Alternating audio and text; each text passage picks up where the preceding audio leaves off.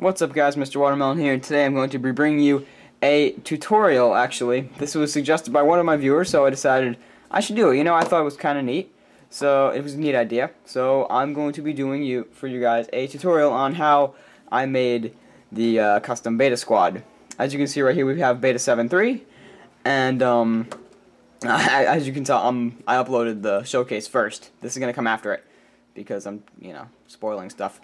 But what he specifically asked for was how to shave down the helmet. Well, I might as well just give you a tutorial on how I make my custom clones. So here we go. I'm just gonna zoom out, and here's my work over here. We got red paint, black paint, and blue enamel paint. This is what I use to make the clones. And we've got this clone right here with the template of the design of what I'm going to paint on him. And so what I'm going to specifically be showing you is, I don't know if I'm going to be able to zoom in and get the whole picture all the time because I'm not going to be looking at the camera, but is how to shave down the helmet. I've already started on it just to get a little start. But right now, this is my X-Acto knife. I've got this going on right here. And so that's what you need if you want to get it shaved down. I might use sandpaper later on. I'll see how it's going. But now I'm just gonna, what you're just gonna do, I guess, I don't know, I'm not used to doing tutorials, is just take the X-Acto knife and pretty much just like slice off the bulk part of the fin. What you want to do is get as much of it off as possible before you start using like other tools to sand down. And I lost that scrap. Oh well. But as you can see, I've just gotten the entire fin off. But now there's that part to do, which is a little tougher because you have to get down and dirty, I guess. But so I'm gonna like speed this up to fast motion just to keep this video pretty short. So I'm gonna do that right now.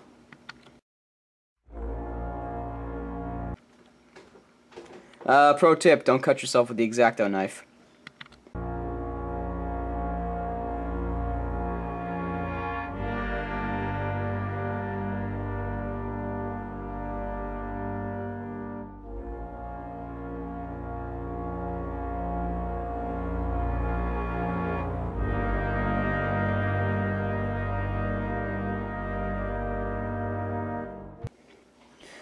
Alright, so once you've used the X-Acto knife to get it down to pretty good, not necessarily curved, but to get it down far enough, obviously you can still see the fin details, which is what I'm going to get rid of right now. You want to go down to a smaller type of file, or once you get really far down, you can use sandpaper if you want to get it all the way down.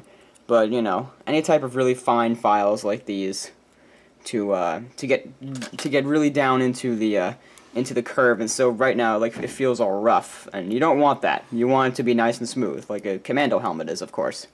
And of course, as you can see, it's looking good already because the fin's already gone. It already looks like a Commando. So I'm gonna go ahead and file this down.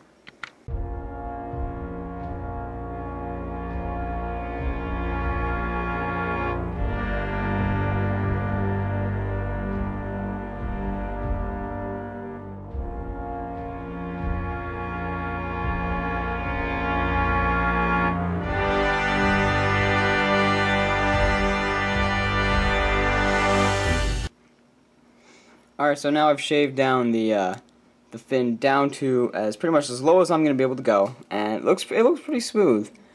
But as you can see, there are you can obviously see the blackness. Those aren't shadows. That's like some sort of weird blackness. But that's why you get one of these in white. I have it over there, but I'm not gonna go grab it right now. You get some white paint and just paint over the top of the helmet, and it looks natural in the end, and it looks okay.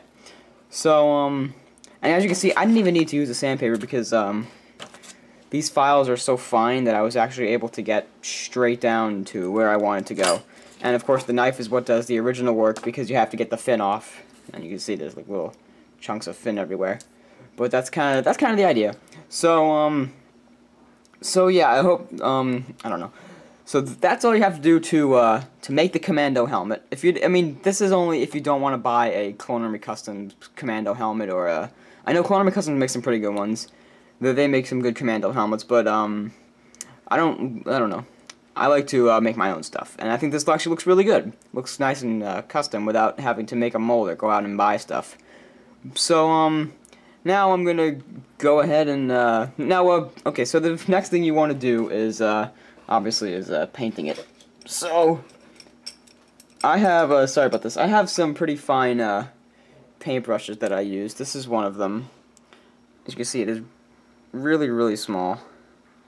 I don't even know if I'm gonna be able to. Ah, there we go. It focused a little bit.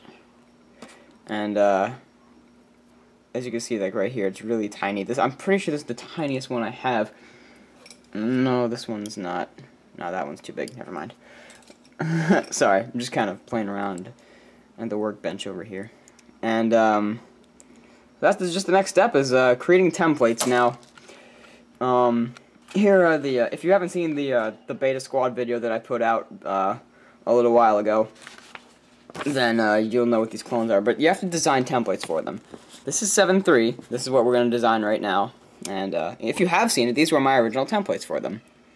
So that's pretty neat. As you came in the process of making them. This is a behind-the-scenes video. So you have to. This was a sheet of multiple designs and multiple experimentations of clones and everything. What you have to do is just like get an image on Google of a clone trooper and print it out and start designing. Like take markers and stuff. That's orange, not pink. I don't know why that's strange. I don't know. Sorry.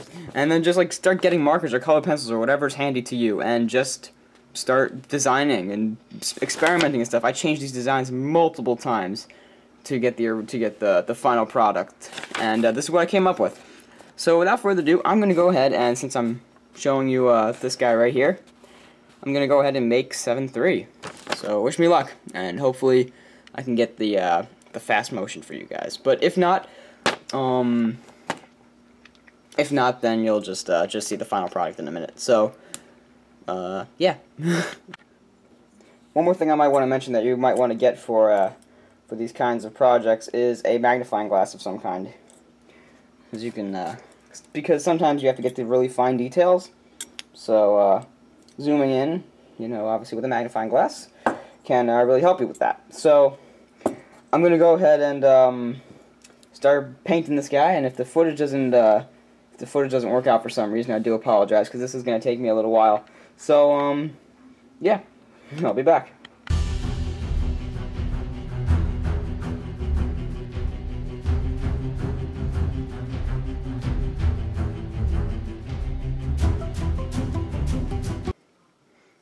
What I just did real quickly was just painting the top of it, just giving it a coat of white on the very top, so that so you don't notice the what do you call it? The fin breaking detail as much. This one's not my best job, but the helmet. Oops, sorry about that. The helmet is going to be painted a little bit in this one, so it's not going to be too bad. And another thing I forgot to mention that you need is thinner, which for the brush, it cleans the brush out. Like, you simply I'm opening this very carefully. You simply just get your thinner and just take your brush and just kind of dip it around in there, and it comes out clean. And then you somebody just take a paper towel and just dry it off. And after that, you are ready to paint again. So I'm gonna continue to do just that. So let's keep the time lapse going.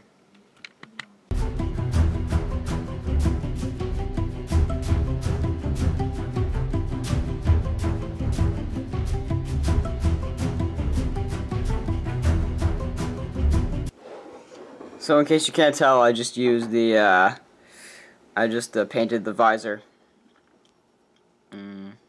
Yeah, that's pretty much that. So moving on.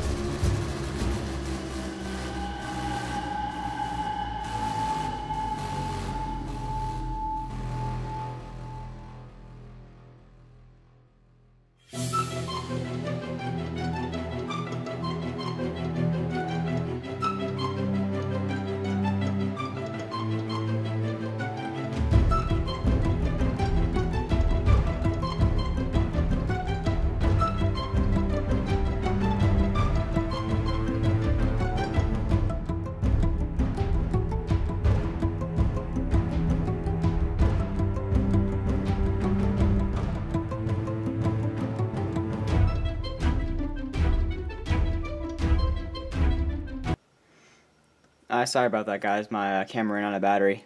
So basically what I just got done was all of this. And there's a few more details to add, so I will go ahead and do that now.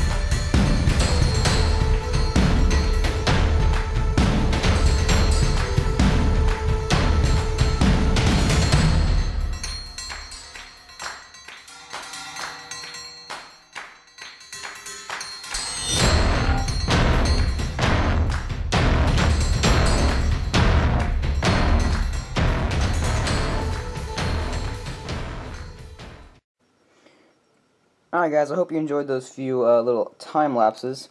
So here's what the finished product looks like.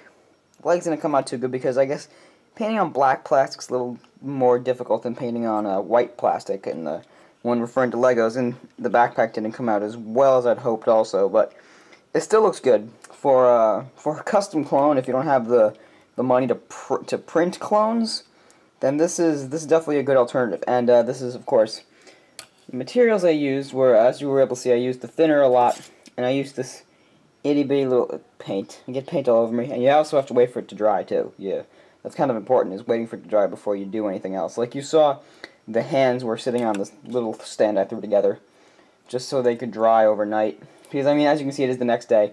Lighting's a little better. I don't know why lighting was weird yesterday. But, anyway, I was using a paintbrush that was this big, and as you can see, it's just small enough that I can get on the fine details of, like, especially the mask and stuff. And I was using the thinner a lot. What I was using for this clump in particular were testers. This was black and this was red. You saw me switching between them a lot. And for the helmet, I was using this glossy enamel Humbrol paint. This was because this is what was at my local hobby store, and I used the white way early on, but we don't care about the white. And as you can see, the designs were down here the whole time, and I did go a little bit off from my design a little bit.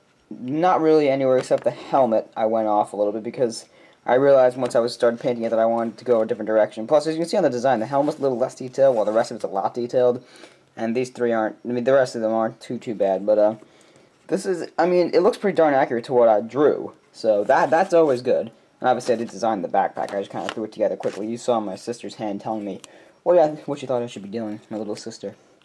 I asked her opinion. And so, yeah, that was that. So, that's basically all you have to do, is find a paintbrush. Like, it helps because my dad likes doing modeling paint, so I had these on hand. I mean, the blue one I bought for Gregor, but these ones I had on hand.